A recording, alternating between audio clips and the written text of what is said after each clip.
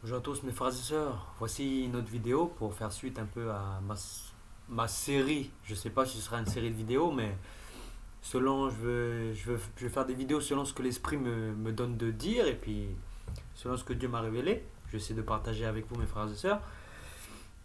Alors là, voilà, avant de commencer cette vidéo, je mets ce message que je vais transmettre sur la plateforme de YouTube. Je mets ce message entre les mains de Dieu, car c'est lui qui m'a incité, qui m'a poussé à faire cette vidéo. Et voilà, j'ai confiance en lui et j'espère qu'il touchera un maximum de personnes selon sa volonté, bien sûr. Et soyez bénis au nom du Père, du Fils et du Saint-Esprit, mes frères et sœurs. Et voilà, que Dieu, que le Père et que le Fils vous donne sa paix, parce que c'est une seule et même personne, vous donne sa paix et vous protège, vous bénisse, nous protège. Et voilà, nous emmène de plus en plus vers la vérité, qui est la seule vérité du monde, la lumière du monde, Jésus-Christ, Yahushua HaMashiach. Alors, mes frères et sœurs, dans ce petit passage, je vais parler de Moïse. Je vais parler un peu de Moïse. Précédemment, j'ai parlé un peu du tabernacle. Je vous ai dit qu'il y a de fortes similitudes entre.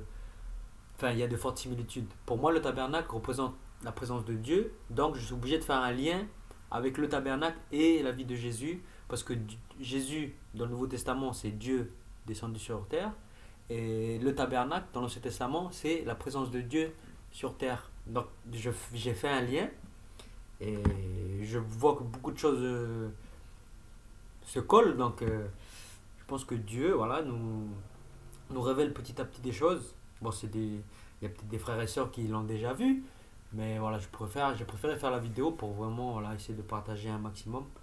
Maintenant, je vais vous parler de Moïse. Alors, Moïse, dans le Deutéronome 18, voilà, c'est pas souvent que je donne des citations bibliques. Ce que je dis, ça vient de la Bible, mais je préfère ne pas donner de passage comme ça. Vous, ça vous incite. Enfin, je sais pas si ça vous incite ou pas, mais peut-être ça va vous inciter à lire en fait.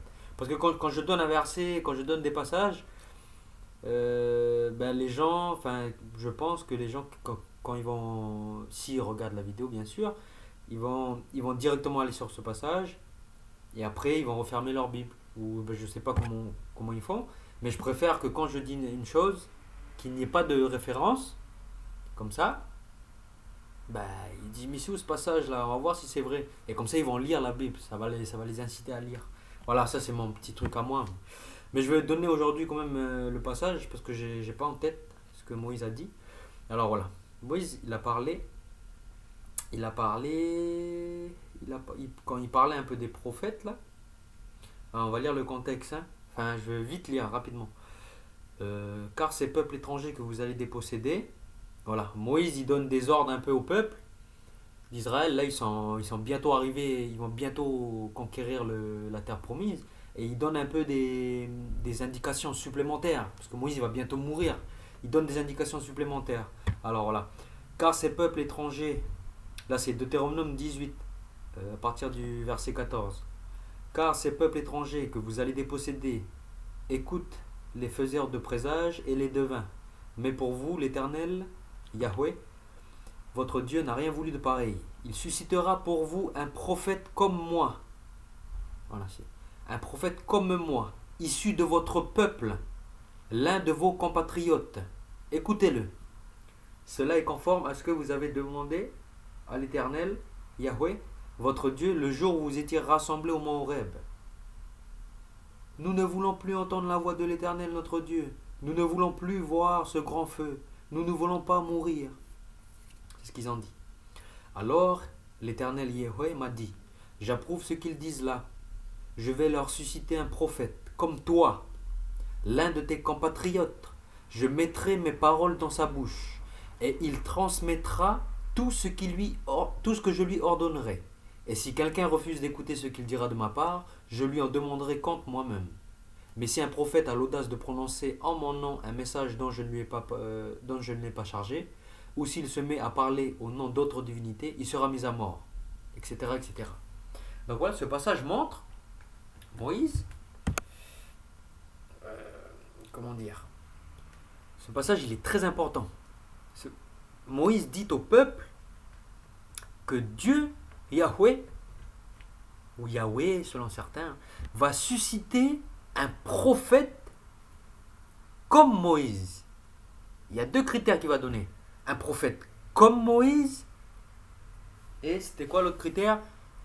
Qui fait partie de votre peuple, qui est votre compatriote. Il y a deux critères.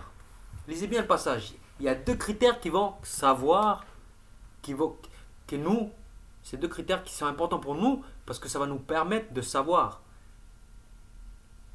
c'est qui ce prophète-là. Il faut qu'il fasse partie des Israélites, il faut qu'il soit israélite, parce que Moïse parlait au peuple d'Israël, il ne parlait pas à un autre peuple. Il dit parmi vous, parmi votre peuple, parmi ce peuple, un de vos compatriotes. Donc il faut qu'il soit israélite, de n'importe quelle tribu, voilà, Juda. Et le deuxième point, qui va démarquer vraiment qui va nous rendre compte que c'est vraiment ce prophète, il faut qu'il ressemble, il faut qu'il soit comme Moïse. Il faut qu'il soit comme Moïse. C'est très important, notez bien ça. Maintenant, on va parler un peu de ce que Jésus il a dit quand il est venu sur terre. À un moment donné, et c'est pas à un moment donné, c'est souvent il répétait que Moïse a parlé de lui dans les anciennes écritures, dans les écritures. Pour ma part, Moïse il a parlé de Jésus dans la Genèse, dans l'Exode, dans le Lévitique, dans le Nombre, dans ces 5 livres. Pour moi, Jésus respire dedans. Jésus il est dedans. Mais si on veut vraiment prendre à la lettre la parole de Jésus, il a dit que Jésus dit que Moïse a parlé de lui. Il n'y a qu'un seul passage. Si on lit bien les livres de Moïse, les 5 livres, la Torah, il n'y a qu'un seul passage où il est très clair, où Moïse parle de la venue de quelqu'un. C'est ce passage que je vous ai lu. Ce passage que je vous ai lu, pardon. Voilà. Il y a d'autres passages où Dieu dit qu'il va envoyer un ange pour conquérir la terre promise, mais ça s'est passé bien avant. Ça s'est passé au temps de la conquête, au temps où Josué a conquéri la terre promise. L'ange est effectivement venu selon la promesse de Dieu. Mais le passage où il parle d'un prophète qui va venir, qui sera comme Moïse et qui sera israélite, il n'y a qu'un seul passage, c'est celui que je vous viens de lire. Alors maintenant, on va faire un peu des comparaisons. Premier point, israélite. Jésus est israélite. Marie, elle était israélite. Elle suivait les prescriptions, les lois du peuple israélite. Elle est en Israël. Elle est israélite. Joseph, on a sa généalogie. Bon, ce n'est pas son père biologique, mais il sort quand même. Il a été élevé par des Israélites. Jésus, il est israélite. Voilà, son sang, il est israélite. Donc, premier critère, il est bon. Deuxième critère, il faut qu'il soit comme Moïse. Moi, je comprends qu'il faut que, voilà, tout ce que Moïse il a fait, il faut qu'il ressemble à Moïse en fait. Il faut qu'il ressemble à Moïse. Moïse, il y a plein de points. Je vais faire peut-être en plusieurs vidéos, mais il y a des points clés. Déjà, on va parler de la vie de la naissance de Moïse. Moïse, quand il est né, il y a le pharaon qui a qui a décrété qu'il faut tuer tous les enfants mâles. Il faut tuer tous les enfants mâles. Et bien Moïse, il est né à cette époque-là. Donc la vie de Moïse, quand il est né, elle était en danger. Elle était en danger. Voilà. Maintenant, on va comparer. Hein. Moïse, maintenant Jésus. Jésus, quand il est né, il y avait un décret de Hérode, du roi le Hérode le Grand, un décret pour massacrer tous les enfants dans sa région de gouvernance. Donc la vie de Jésus, quand il est né, était en danger. Deux similitudes déjà. On commence du bébé là, tout bébé. Ensuite, qu'est-ce qu'on peut encore trouver comme similitude? Moïse a délivré le peuple. Voilà, on va dire c'est à travers Moïse que le peuple a été délivré de l'esclavage. Jésus a délivré le peuple d'Israël, mais lui c'est toute l'humanité qu'il a délivré de l'esclavage du péché. Deux similitudes. Moïse, à travers Moïse, il y a eu une alliance avec Dieu. Une alliance. L'alliance au mont Sinaï. Il y a même un passage où lorsqu'ils arrivent au mont Sinaï, Dieu dit les 10 paroles. Le peuple, il a tellement peur parce qu'il a entendu les 10 paroles de Jésus, de Dieu. Il a entendu. Et là, il a dit, on veut plus que Dieu nous parle, on veut que ce soit Moïse. On veut que ce soit toi, Moïse, qui. Du coup, Dieu, il a arrêté de parler à tout le monde, il a parlé qu'à Moïse. Moïse, il s'est rapproché. Et là, Dieu a donné des lois. Moïse, il a écrit sur un livre. Il est revenu vers le peuple. Il a sacrifié. Il a pris le sang du sacrifice et il a versé sur le peuple. Vous pouvez lire en Exode.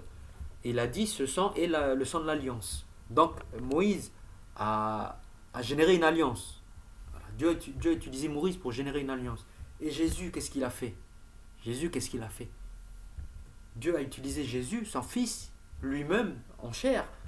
Il s'est utilisé pour une alliance. Également, pendant le repas de la Seine, Jésus il a dit, buvez ceci, mon sang, le sang de l'alliance, qui sera versé pour tous. Je ne connais pas le passage par cœur, mais en tout cas, similitudes. Mais c'est des grosses similitudes, ce ne sont pas des petites similitudes. C'est vraiment c'est clair en fait. On n'a même pas besoin de mettre de lunettes, c'est tellement clair. Il y a quoi encore? Moïse a été rejeté. Moïse a été rejeté de son peuple. Voilà, quand Moïse il a tué l'Égyptien qui faisait du mal aux Juifs, aux Israélites, ben, il a tué l'Égyptien. Et après, le lendemain, quand il y avait des frères à lui, Israélites, qui se disputaient, ben, Moïse il est parti régler un peu le problème. Et là, ses frères, enfin ses frères israélites, quoi, ils ont dit, ah, t'es qui toi? Tu vas nous gouverner ou quoi? Ils l'ont rejeté. Moïse il est parti, il s'est sauvé. Il a préféré se sauver. Jésus il a été rejeté par le peuple d'Israël. Ils l'ont crucifié. Mais Jésus ne s'est pas sauvé. Jésus il est monté au ciel, mais il revient. Tout comme Moïse est revenu. Moïse il est revenu 40 ans. La Bible nous apprend qu'il est resté 40 ans à Madian, chez son beau-père Jéthro, pour garder les moutons. Après il a eu sa femme Séphora, il a eu ses enfants, Gershom, etc.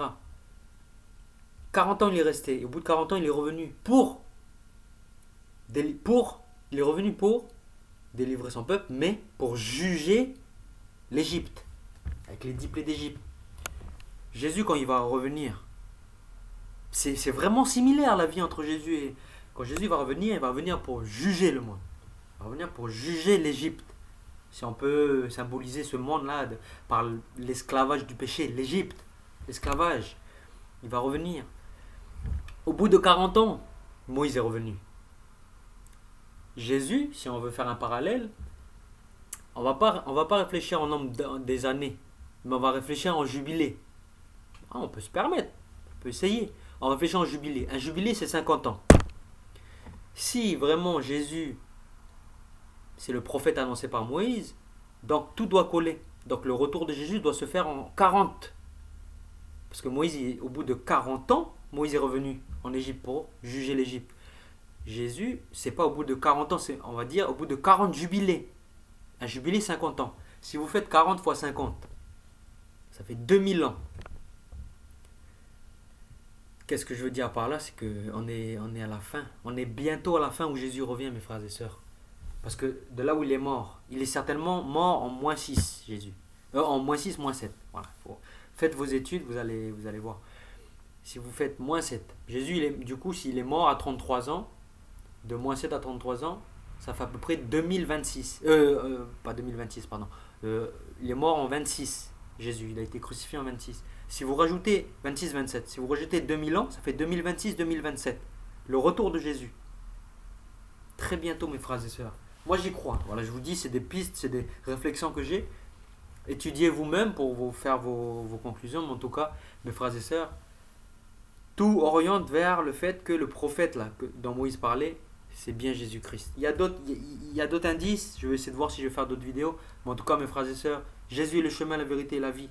Nul ne vient au Père que par lui, mes frères et sœurs. Soyez bénis par cette vidéo. Voilà. Amen.